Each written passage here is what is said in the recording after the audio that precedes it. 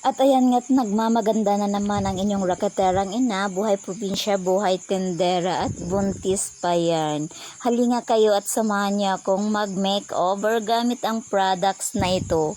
Ito ay ang products ng Pretty Teens Organic na gawa po sa mga plant-based formula, kaya paborito ko talagang gamitin yan. Ginamit ko lang dito is Hide It, Red Kiss, Pink Kiss, Pretty Last, and Hide and Heal na may shade number 3. So ayan, kita mo naman ang ganda ng resulta. Simple lang pero bongga. At ayan nga, bago pa ako nagpaganda, naglagay muna ako nitong 3-in-1 spray para sa aking namamasang kilikili kapag ako'y nasa ilalim ng init ng araw. Syempre, hindi mawawala ang vanilla lace na paborito kong pabango ng Pretty Teens. Ayan, sinimulan ko nga dito gamit ang Hide It para pang takip ng aking mga eye bags at anik-anik sa aking muka.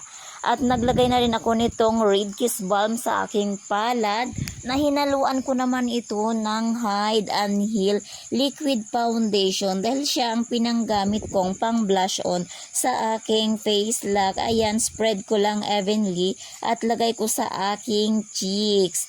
Ayan, kasi ayoko nang masyadong mapulang-mapula, kaya ayan, hinaluan ko ng Hide and Heal Foundation itong Red Kiss. After ko nga niyan at naglagay na rin ako nitong Pink Kiss dahil ayoko rin ng masyadong mapula ang aking labi. Kaya gumamit lang ako ng Pink Kiss para natural looks lang ang aking labi.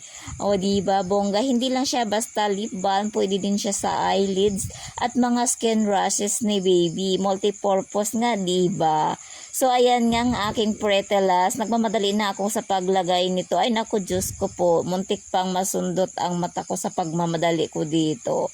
Paborito ko rin yan gamitin kahit walang curler, basta ako'y naglalagay niyan ay napapalook up talaga ang mga mata ko. At ayan nga, tapos ako sa aking makeover, ready na ang inyong tender. At yan lamang po, maraming salamat. Bye.